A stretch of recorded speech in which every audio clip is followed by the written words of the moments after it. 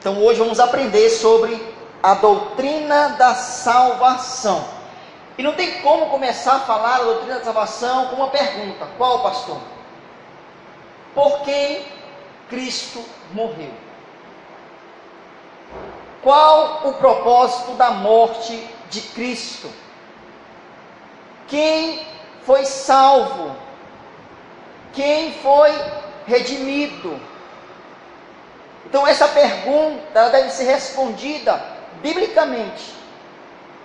E aí eu sei que essa doutrina é uma das mais difíceis, porque até mesmo dentro do povo evangélico, dentro da igreja do Senhor, há muitas denominações com pensamentos diferentes.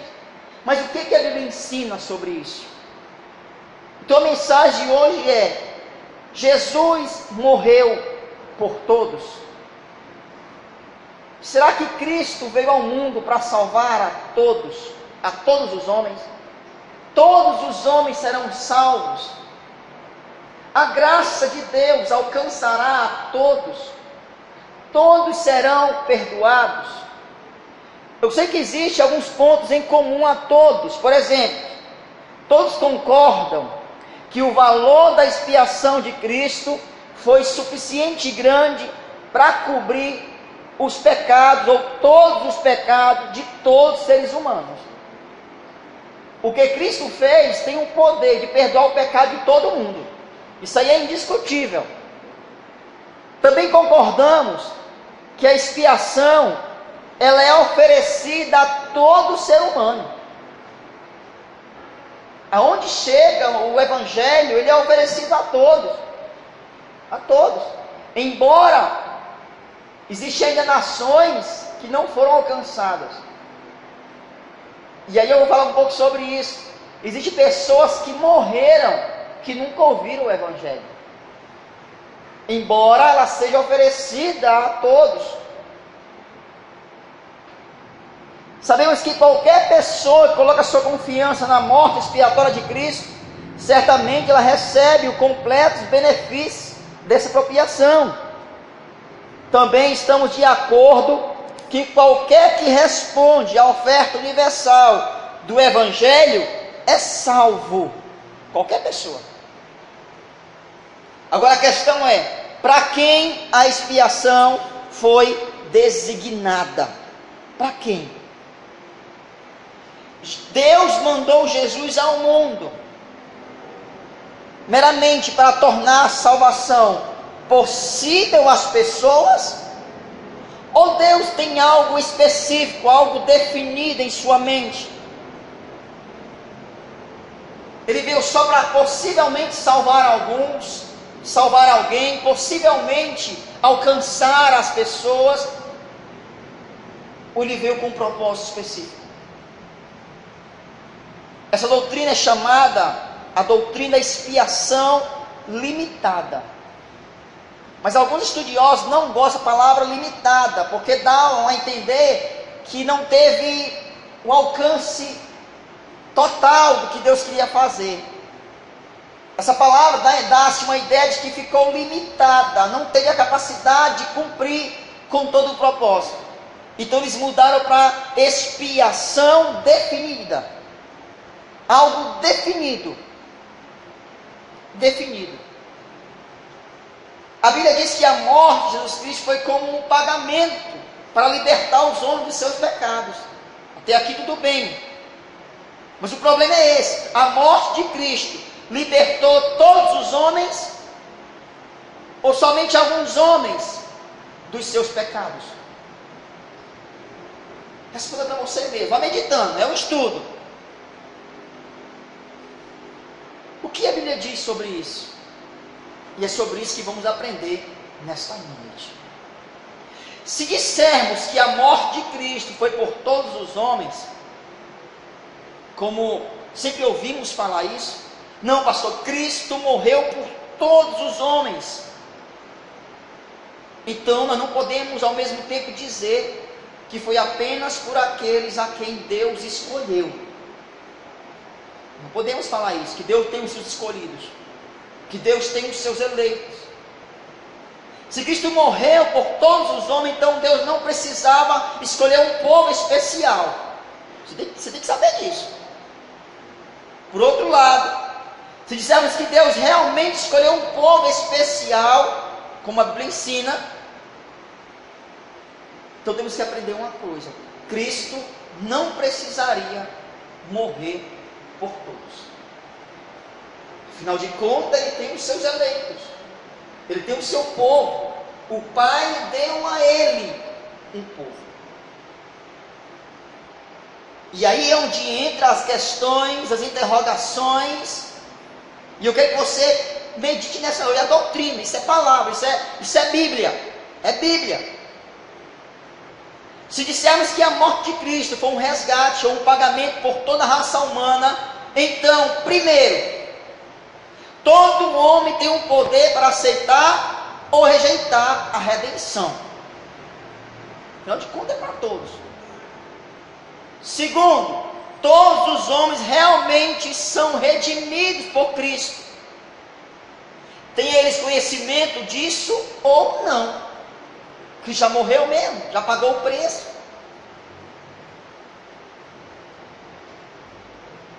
A morte de Cristo por todos os homens somente poderia ser real se uma dessa afirmação fosse verdadeira. Qual é a primeira? Não, todos os homens têm o poder para aceitar ou rejeitar a redenção. Se você crê nisso, então você vai negar um ensino bíblico. De que, pastor? De que todos os homens estão irremediadamente mortos e perdidos em seus delitos e pecados e não têm em si mesmo o poder para se chegar a Cristo.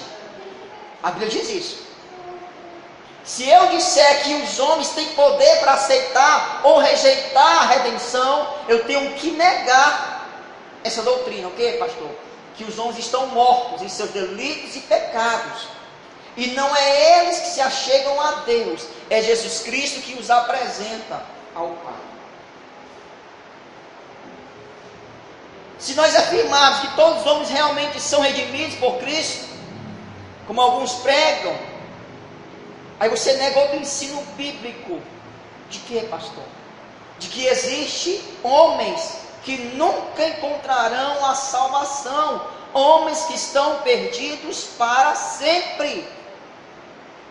E aí é uma grande dificuldade com relação a afirmar que a morte de Cristo foi por todos os homens. Porque está óbvio, nem todos os homens são salvos. Se você admitir que Cristo morreu por todos, indistintamente, individualmente, por cada homem, então não importa se eles conhecem ou não, eles já estão salvos. E não é isso que a Bíblia ensina. Não é isso. Por que então que algumas pessoas dizem que a morte de Cristo foi por todos? Eu vou dizer aqui algumas razões. Por que as pessoas falam isso? Por que muitas vezes nós ouvimos isso? Eu aprendi isso quando era novo convertido. E acho que você também ouviu isso. Talvez isso que eu estou pregando é algo que você nunca ouviu antes. Mas não é algo novo. É algo que os reformadores ensinaram. Até mesmo antes da reforma. Muito antes da reforma. E por que, pastor, que os homens dizem assim: olha, Deus ama a todos igualmente. Jesus te ama e tem um plano na tua vida. Olha, Jesus quer te salvar. Por que pregamos isso e damos uma falsa impressão às pessoas de que verdadeiramente Deus ama a todos os homens indiscriminadamente, igualmente, quando a Bíblia não diz isso em lugar nenhum? Pastor, você lê um texto aí, pastor, que Deus amou o mundo, e aí é onde vai entrar a grande questão deste versículo, dessa palavra, desse estudo. Que mundo é esse? Você sabe? Você sabia que a Bíblia usa a palavra cosmo em vários sentidos? Cosmo, a palavra mundo, cosmo é mundo no grego. Ela usa essa palavra mundo em vários sentidos. E vamos aprender sobre isso. Eu só quero que o Espírito Santo nesta noite te dê a capacidade de você se livrar de todos os conceitos e achismos, ideologias humanas que foi introduzido dentro de você, para que você venha aprender a verdade. E por que os homens pregaram isso durante tanto tempo? Primeiro, porque torna Deus mais atraente. Se dizem que a morte de Cristo foi por todos, isso torna Deus mais atraente. Parece tornar o amor de Deus maior. Dizer que Ele ama todos os homens igualmente. Parece tornar a morte de Cristo de maior valor. Se pode dizer que ela foi um pagamento do pecado de todos. Parece usar muitas vezes a palavra mundo e todos. Eles usam essa palavra mundo e todos como significasse todas as pessoas. Todas as pessoas indistintamente, uma por uma, individualmente. Eles pregam também dizendo que Deus ama a todos, que Cristo morreu por todos. Porque quer dizer que a morte de Cristo foi por todos, para que eles possam ser também incluídos. Embora eles queiram viver uma vida de impiedade, de pecado, é mais fácil. Não, Jesus morreu foi por todos, Ele perdoou foi a todos, Ele ama a todos, e todo vai para o céu, todo mundo vai para o céu. Então eu quero, nesse estudo, que eu vou dar talvez umas 3 sextas-feiras, deixar bem claro que a morte de Cristo, ela foi específica para o seu povo, para a sua igreja. Quando Jesus Cristo veio ao mundo, Ele veio com um propósito definido. Ele não veio ao mundo pensando se ia dar certo, que talvez desse certo salvar algumas pessoas. Como alguns dizem, que talvez se o homem deixar, se o homem quiser, se o homem crer, se ele crer em mim, talvez eu consiga, dando a intenção de que Cristo fez só a metade do trabalho, que a redenção, a morte de Cristo foi apenas uma parte, e que a outra parte depende do homem. Isso não é bíblico. Isso não é bíblico. O próprio Cristo nos diz por que Ele veio ao mundo. Lucas 19:10, abre a sua Bíblia. Lucas 19, você vai ler muito versículo, viu? Muito versículo. Hoje vai ser mais uma introdução.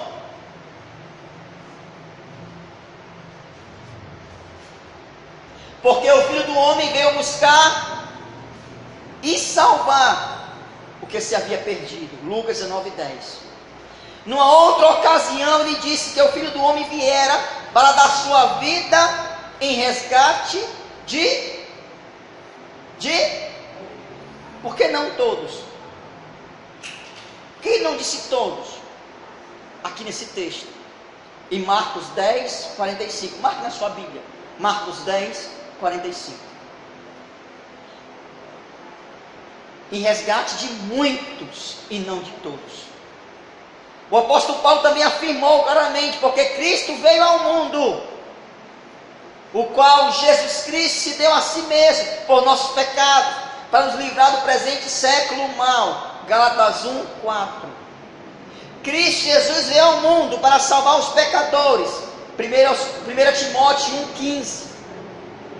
O qual se deu a si mesmo por nós, para nos remir de toda iniquidade e purificar para si um povo seu, especial, zeloso e de boas obras. Tito 2, verso 14. Então eu aprendo a partir dessas declarações. Primeiro, Jesus Cristo veio salvar pessoas, veio redimir pessoas, veio purificar pessoas do seu pecado. Segundo, veio libertar pessoas do mundo mau. Terceiro, vem tornar pessoas puras e santas. Quarto, criar pessoas que façam boas obras.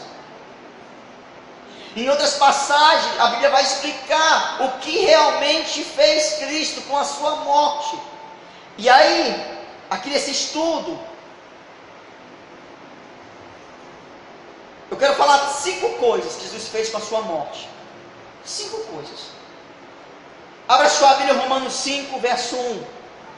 Romanos.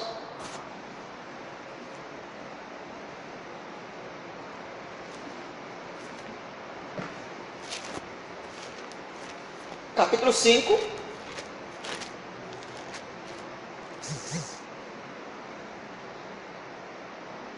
O que diz aí? Tendo sido, pois, justificados pela fé, temos paz com Deus por nosso Senhor Jesus Cristo. Escute isso. Jesus Cristo veio trazer reconciliação dos homens para com Deus. Romanos 3, 24. Romanos 3, isso aqui é Bíblia. Romanos 3, você pode marcar aí.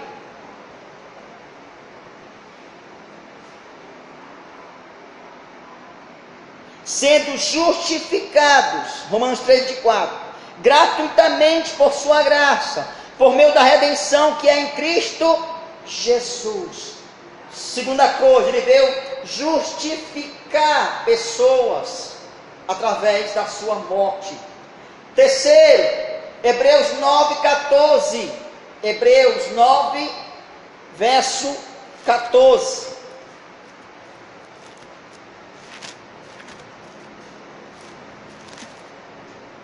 Hebreus 9, versículo de número 14, que diz: quanto mais o sangue de Cristo, que pelo Espírito Eterno se ofereceu de forma imaculada a Deus, purificará a nossa consciência de atos que levam à morte, para que sirvamos ao Deus vivo. Ou seja, ele veio purificar, dar santidade, santificar as pessoas através da sua morte. Gálatas 4, versículo 4 e 5, fala que as pessoas foram adotadas como filhos de Deus através da sua morte. Hebreus 9, esse texto que nós estamos lendo, o versículo 15, as pessoas receberam glória e vida eterna através da morte de Cristo. Então, pastor, por que você está dizendo isso? Por que você está lendo esses textos? Para deixar bem claro que foi a morte de Cristo, teve um propósito. Cristo veio ao mundo morrer com o propósito de trazer perdão ao homem, redimir ao homem e dar glória, glorificar ao homem no tempo presente. Portanto, se Cristo morreu por todos os homens, como se prega, então todos os homens estão agora livres do pecado, estão perdoados e serão glorificados. Ou então, Cristo falhou em algum lugar. Ou então Cristo falhou em algum ponto. Ou você admite que realmente todos os homens são lavados, perdoados, redimidos, purificados, santificados, reconciliados, estão em paz com Deus, ou você admite que Cristo falhou em algum desses pontos. Mas nós sabemos que através da Bíblia Sagrada, Jesus teve uma vida, na sua vida terrena, uma vida sem falhas, sem pecado. Cristo não errou, Cristo não falhou. E você disser que Cristo errou em algum canto, isso é um insulto. É um insulto, é uma calúnia.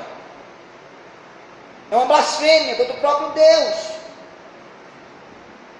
Mas não há como você fugir de uma dessas respostas, se você afirmar que Cristo morreu por todos os homens.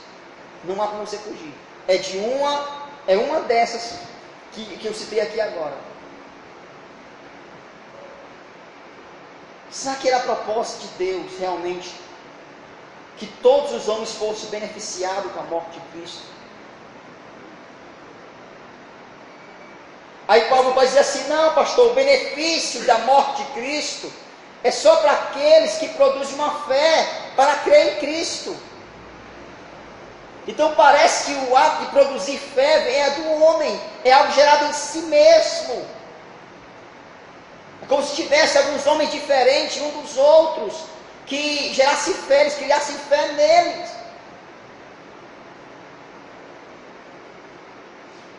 Ou como se a morte de Cristo por todos os homens já gerasse uma fé no coração de cada homem.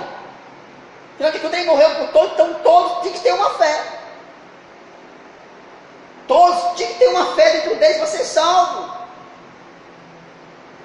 Só que isso, na verdade, diminui o que a Bíblia realmente fala sobre a salvação que Cristo conquistou na cruz. Então, nesta noite, eu quero trazer a verdade. Eu preciso fazer esses questionamentos a vocês, para que vocês venham o conhecimento da verdade.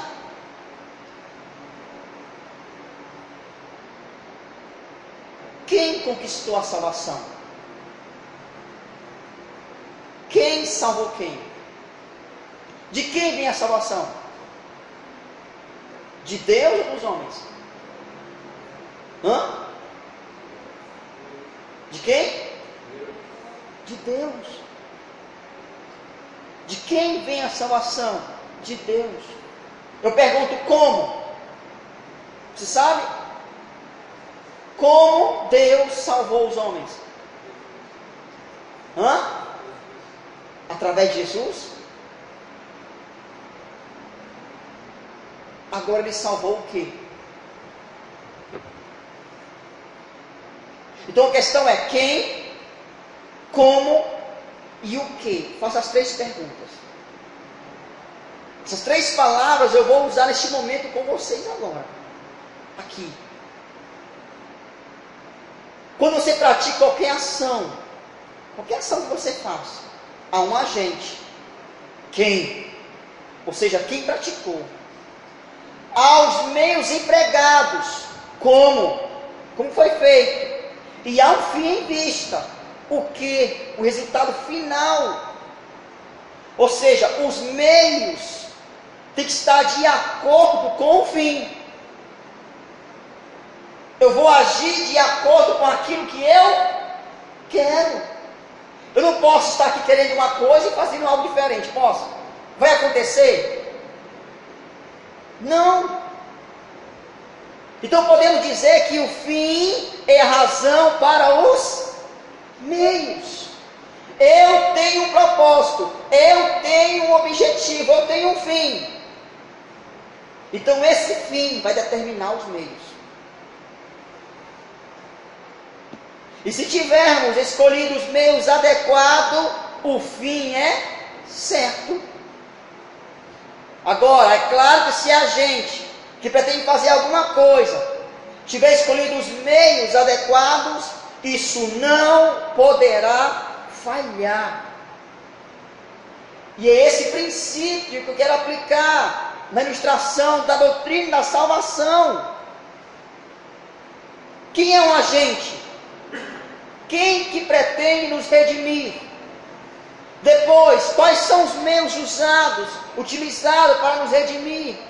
E finalmente, qual o resultado disso? Qual o resultado dos meios empregados? De acordo com a Bíblia, o agente é Deus. É Deus, a Bíblia diz. O agente da salvação. Deus é o autor da salvação. Agora, de que maneira foi Deus, o Pai, o agente de nossa salvação? Eu posso ver aqui de duas maneiras. Como? Primeiro, duas maneiras. Isso é, foi Deus o Pai que enviou o Filho para morrer, e foi o Pai que puniu Cristo por causa dos nossos pecados. Ele envia seu Filho e ele pune o seu Filho em nosso lugar. E aí vamos ver aqui em muitas passagens, a partir dos versículos que eu vou ler agora, que o Pai enviou o Filho ao mundo. Lá em Gálatas 4, olha só a Bíblia, Gálatas 4. Vamos ler. Gálatas 4, abra sua Bíblia.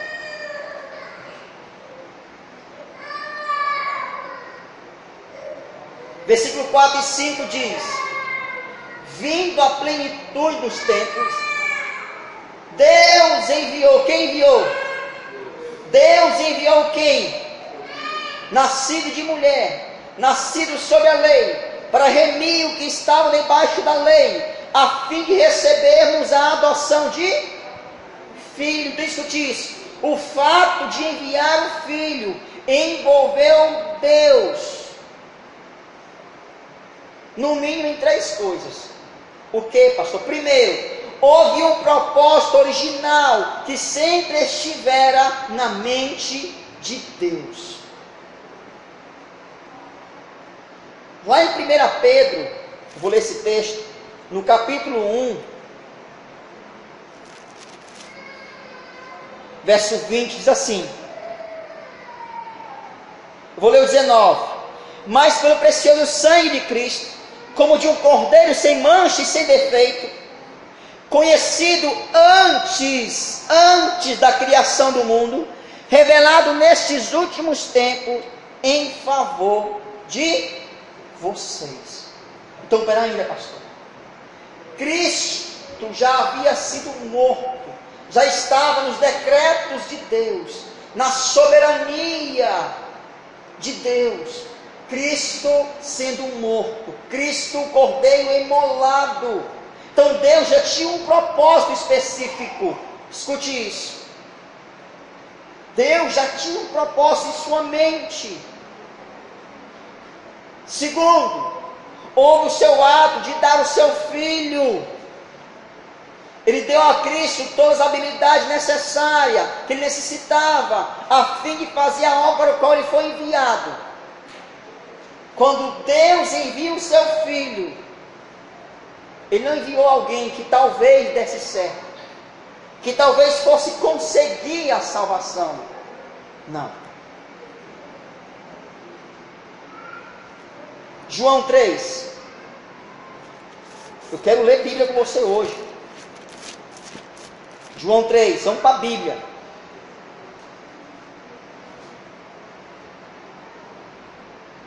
Verso 34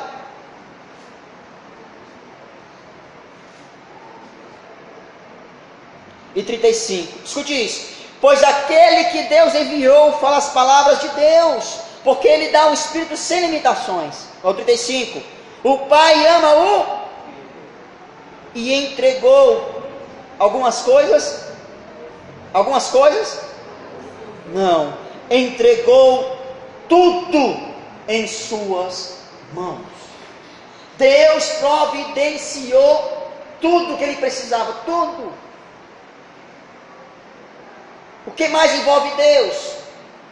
No seu ato de prometer a seu filho toda a ajuda necessária quanto ao sucesso na sua obra. Vá lá agora para Atos capítulo 4. Atos 4.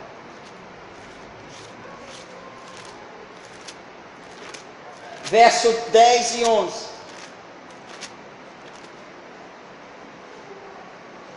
Atos 4, verso 10 e 11. Diz assim: saibam os senhores e todo o povo de Israel que por meio do nome de Jesus Cristo Nazareno, a quem os senhores crucificaram, mas a quem Deus ressuscitou dos mortos, este homem está aí curado diante dos senhores. Este Jesus é a pedra que vocês construtores rejeitaram e que se tornou a pedra angular. Não há salvação em nenhum outro, por debaixo dos céus não há nenhum outro nome dado aos homens pelo qual devamos ser salvos. E aí você vai ver que há muitos outros versículos que falam que o Pai puniu a Cristo por causa dos nossos pecados. Por exemplo, 2 Coríntios 5, 21. Aquele que não conheceu o pecado, o fez pecado por nós, para que nele fosse feita justiça de Deus. Ou seja, Cristo sofreu e morreu em nosso lugar. Então é estranho a ideia de que Cristo deveria sofrer em lugar daqueles que também irão sofrer por causa dos seus próprios pecados.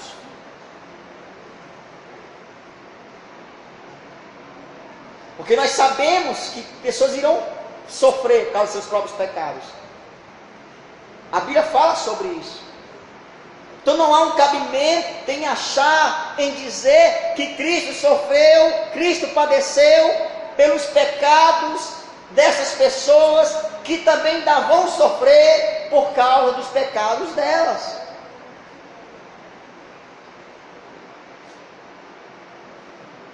Vamos aqui, 3 perguntas. Faz de conta que é a prova do Enem. Marcou um X. Vamos lá. Cristo sofreu pelos pecados de todos os homens. A. Pelos pecados de alguns homens. É a B. Ou por alguns dos pecados de todos os homens. Resposta. Vou repetir, preste atenção. A. Cristo sofreu pelos pecados de todos os homens. B. Pelos pecados de alguns homens. E a C. Por algum dos pecados de todos os homens. Resposta.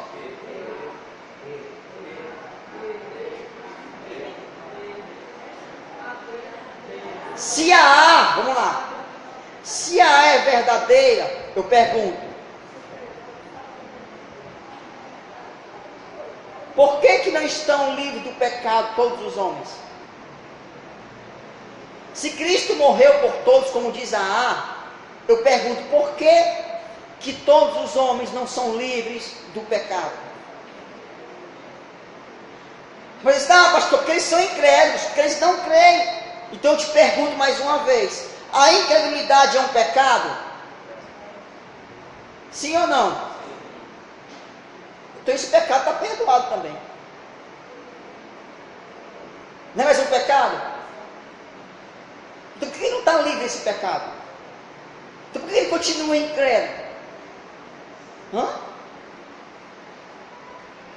Se você dizer, não pastor, a incredulidade não é pecado, então por que Deus pune a incredulidade? Responda. Então a primeira afirmativa não pode ser verdadeira. E se ele levou só alguns pecados de todos os homens, então está todo mundo para o inferno. Aí todo mundo para o inferno. Porque ainda existe pecado para ser perdoado. É aceito. Se ele levou só alguns pecados de todos os homens, como diz a C, então todo mundo vai para o inferno. Porque ainda existe pecado para ser perdoado. Ele não conseguiu perdoar a todos. Então a resposta é a B. É a única afirmativa correta. Jesus levou sobre si o pecado de alguns homens, os eleitos somente. Esse é o ensino, irmão, bíblico. Ele não levou o pecado de todos os homens, porque nem todos os homens são salvos. Eu vou chegar lá mais especificamente. Deixa eu ensinar você essa doutrina da salvação. Deus enviou o seu Filho, ele foi de forma voluntária, ele foi fazer aquilo que o Pai quis, que o Pai planejou. Jesus foi um agente de Deus na salvação.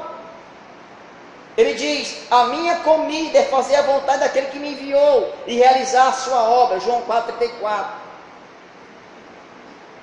Jesus fez isso, mostrou a sua prontidão como agente de Deus, no mínimo de 3 formas. Qual, pastor? Ele se dispõe a deixar de lado toda a sua glória, a sua natureza divina, como um homem. Diz Hebreus, capítulo 2,14: e visto como os filhos participam da carne e do sangue, também ele participou das mesmas coisas. Atente ao versículo. E visto como os filhos participam da carne e do sangue, também ele participou das mesmas coisas. Ele deixou a sua glória, porque os filhos de Deus eram carne, eram sangue. Você vai ver que ele afirma, que ele diz que a raça humana é composta de carne e sangue. mas porque os filhos que Deus lhe dera eram humanos.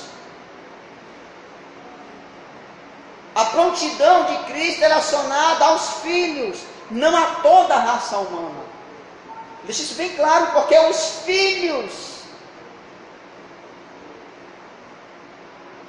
ele se dispõe a dar a si mesmo como oferta. Ele sofreu de forma passiva, agora ele se entregou, ele sofreu ativamente, prontamente, de forma voluntária. Ele pôde verdadeiramente dizer: por isso o Pai me ama, porque dou a minha vida, ninguém a tira de mim, mas eu dou espontaneamente.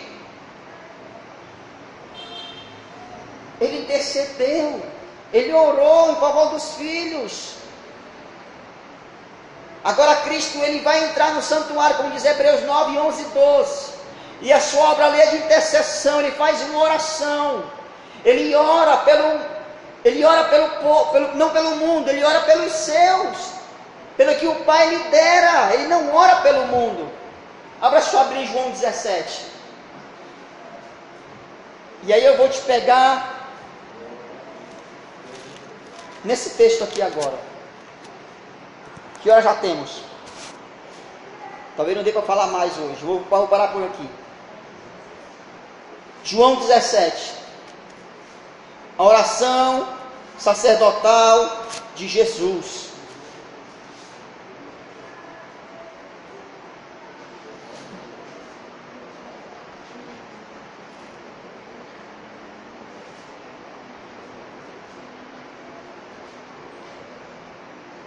Amém? Eu vou ler a partir do 6. João 17, 6.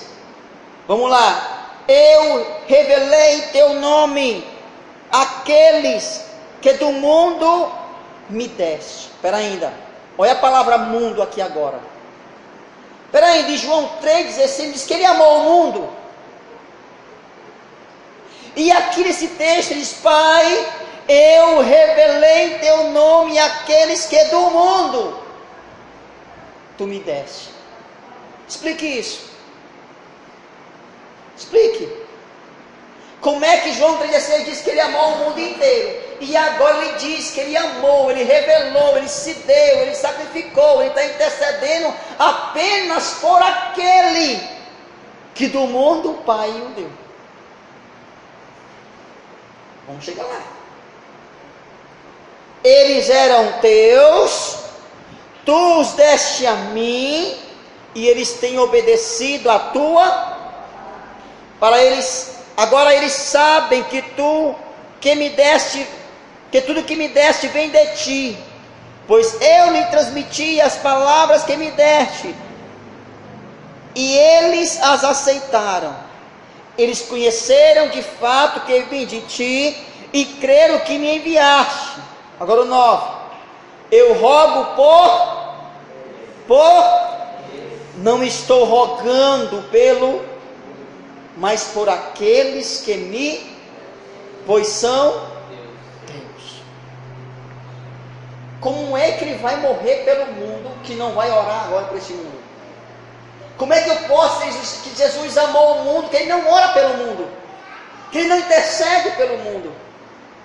Como é que eu posso pegar um texto, João 3,16, e achar que este mundo são todos os homens, quando aqui nesse texto ele diz: não, Pai, eu não oro pelo mundo, eu oro por aqueles que tu me deste, do mundo. Você está entendendo isso? Essa é uma verdade bíblica. Ele ora por aqueles os quais ele morreu. Romanos 8, 34. Nós vamos voltar para esse texto ainda depois, viu? Eu estou aqui só dando as pinceladas. Nós vamos explanar todo João 3,16. Todo. Volta para Romanos 34. Romanos 8, 34.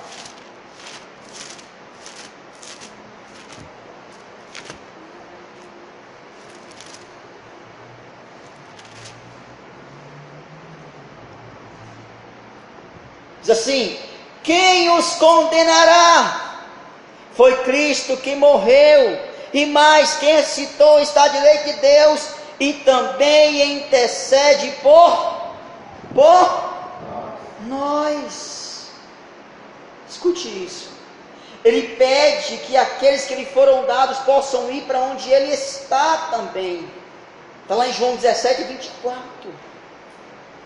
Então é claro que ele não poderia ter morrido por todos os homens. Não era esse o plano de Deus.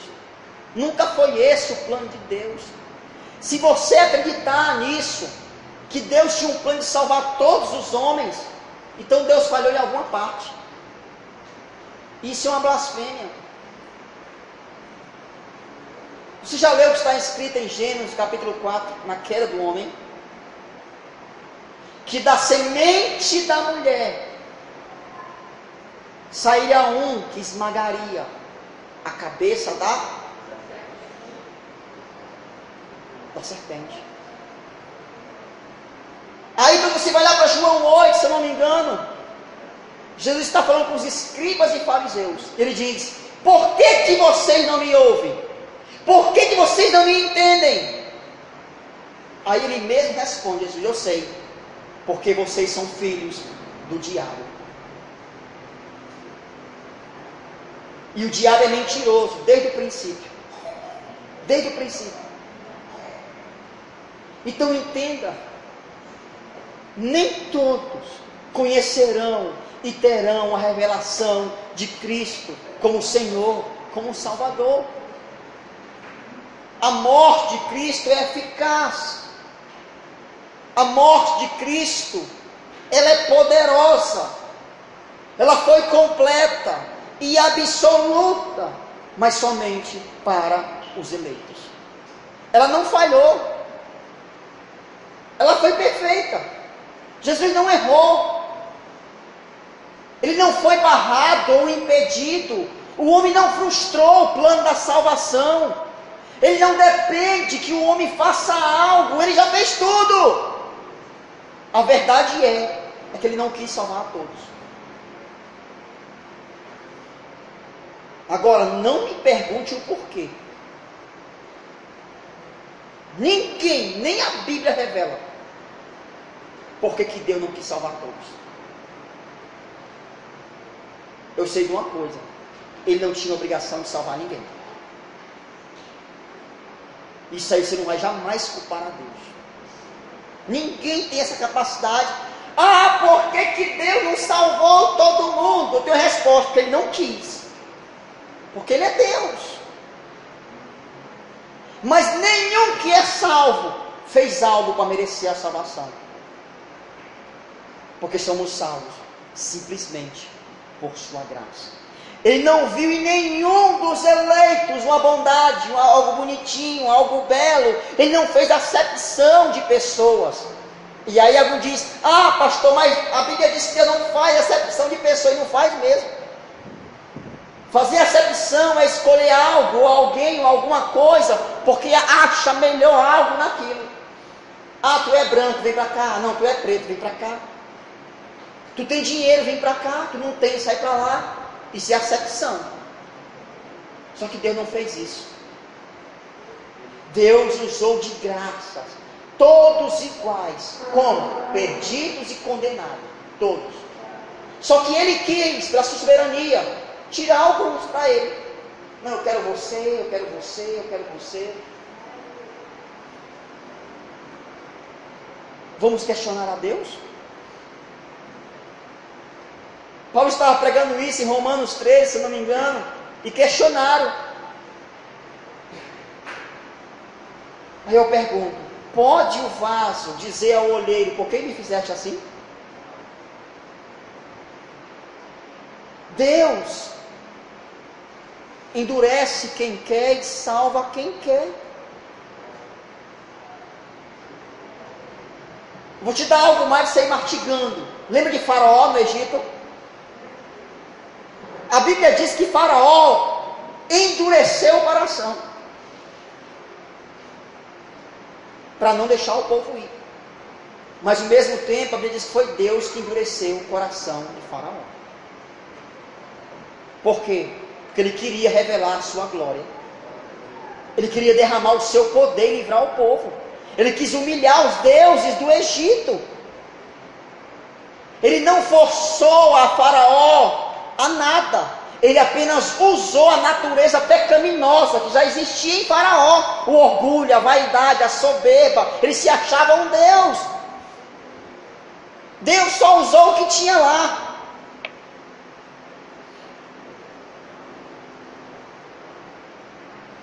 Essa doutrina da salvação é algo, irmãos, que vai trazer esclarecimento tremendo para a sua vida, se você vir nas próximas sextas-feiras. Venha, não dá tempo para falar tudo agora. Fique de pé em nome de Jesus. Eu vou falar mais coisas.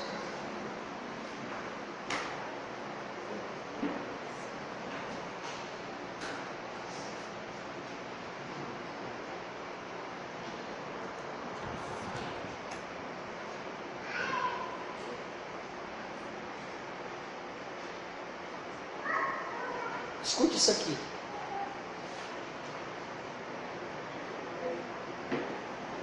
Cristo se entregou voluntariamente. Ele se deu em resgate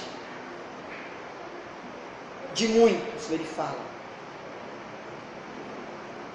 E o que ele fez não foi algo pela metade ou só uma parte. O que ele fez foi completo, completo.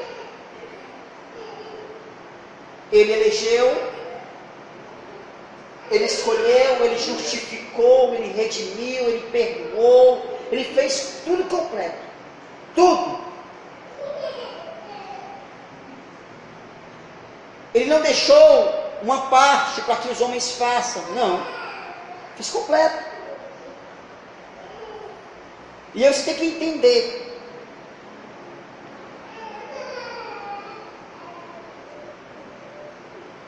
Deus fez tudo de maneira perfeita, Deus fez tudo de maneira completa, e Ele não falhou em nada. Ele salvou todos que haviam de ser salvos. Entenda isso. Por que o nome de Jesus é Jesus, você sabe? Está lá em Mateus 1:21. E chamará o seu nome Jesus, porque Ele salvará o seu povo dos seus pecados. Então, tudo que fosse necessário para ser feito, Ele faria, Ele salvaria. Ele foi perfeito, perfeito.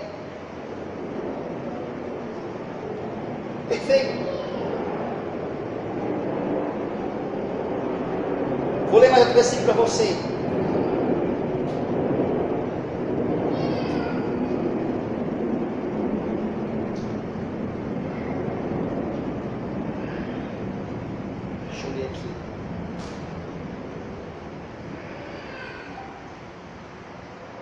Só para você ir martigando em casa. João 10:15. Pegue sua Bíblia só mais uma vez. Pegue sua Bíblia. João 10:15. João 10. Eu vou te dar uma tarefa. Você vai ler todo esse capítulo 10 de João. Todo. Você vai ler em casa hoje, meditar. E você vai para a sua cama hoje, para a sua rede, ou para o seu berço, meditando em João 10. João 10. Amém? Vou ler o versículo 14. Ele diz: eu sou bom, conheço as minhas, e elas me, assim como o Pai me conhece, e eu conheço o Pai, e dou a minha vida por quem? Por quem? Pelas minhas ovelhas. Feche seus olhos. Feche seus olhos.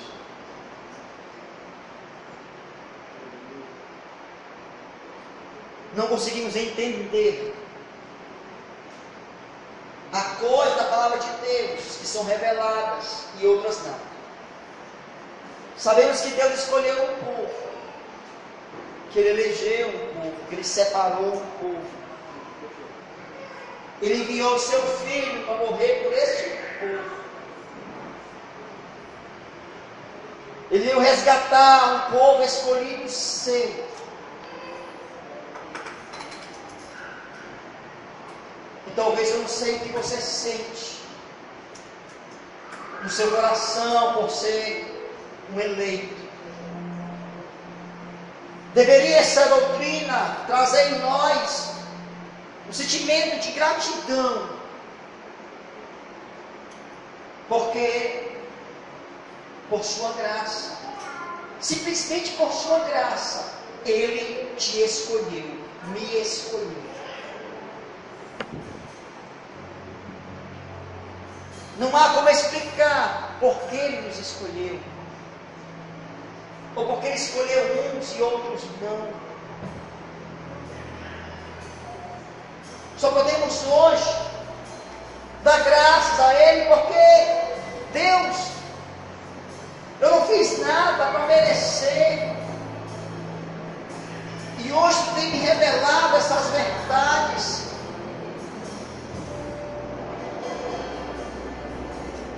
E aí, Pai, muitas pessoas questionam a Tua soberania, a Tua sabedoria. Quem somos nós para questionar a Tua sabedoria, Pai? O Teu propósito, o Teu plano. Devemos nos calar, nos prostrar, sabendo que o Senhor está fazendo o que é justo, o que é correto, o que é bom. Não houve injustiça nenhuma. O Pai, o Senhor nos escolher. E veio uma geração toda, humanidade caída, pecaminosa. Não houve, meu Pai. Eu quero Te louvar pelo Teu Filho. Eu quero Te agradecer pela redenção, Pai. Obrigado pelo Teu Evangelho ter chegado à nossa nação. Obrigado por ter escolhido alguns dessa nação. Obrigado por ter olhado para o Brasil, Pai, ter salvado alguns brasileiros, cearenses, fortalezenses, do Tancredo, do Jardim, do Tarso, do Parque da Ventura. Obrigado, Deus. Eu Te louvo por ter esta graça nos alcançado.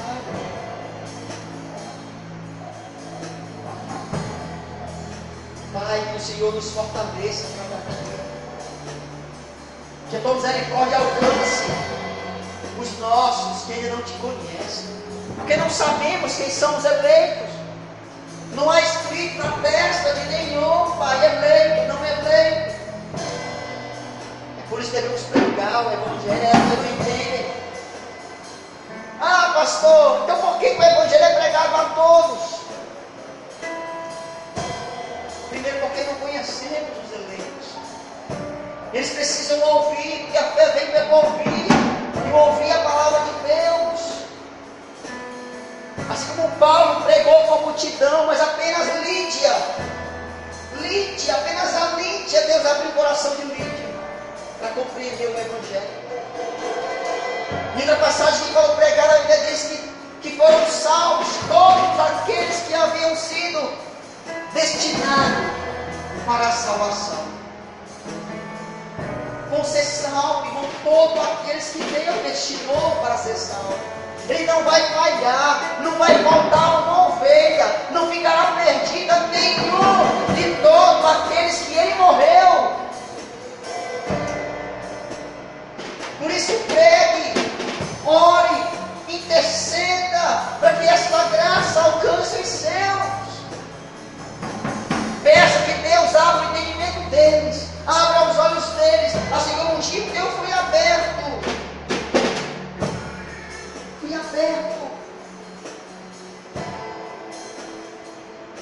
Precisamos pregar para que o testemunho seja revelado aos homens, para que a verdade venha ao conhecimento deles. Oh, Espírito Santo. Oh, Espírito Santo.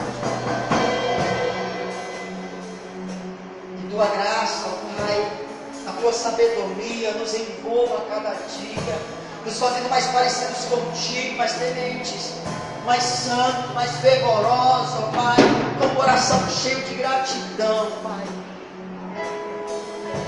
E que o Senhor a cada dia nos revele as verdades da tua palavra, gerando em nós santidade, temor, maturidade, crescimento, fortalecimento, firmeza, Pai, em o nome do Senhor Jesus. Diga amém. Aplauda o Senhor. Glória a Jesus. Na próxima sexta-feira eu vou dar continuidade a esta palavra. Hoje foi somente uma introdução. Na próxima sexta-feira vamos meditar em alguns versículos. João 3,16 fala que ele veio salvar o mundo. Que mundo? Quem é esse mundo? Quais são os contextos em que essa palavra mundo ela se encontra diferente? Em que contextos elas mudam? Vamos meditar sobre isso. Só para você ir meditando um pouco. Diz assim, João 6,39, mesmo capítulo de João. E a vontade de quem me enviou é esta: que nenhum eu perca de todos o que me deu. Pelo contrário, eu ressuscite no último dia. Quem disse isso? Quem falou essas palavras? Escute isso. Quando eu falei que a redenção é completa, ela é completa.